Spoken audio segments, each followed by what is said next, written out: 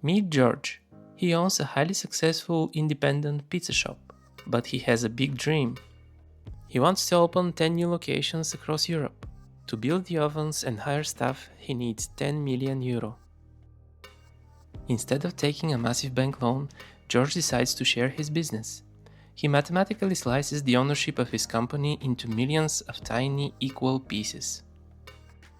He sells these slices to the public. This raises the millions euro he needs to grow. This process is how a stock is created.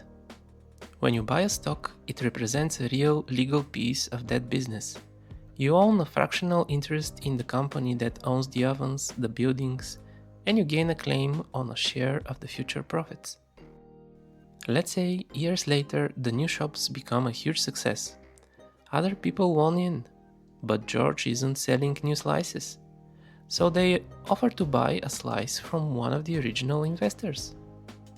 The stock market is simply the giant plaza where people buy and sell these existing slices of ownership with each other every single day.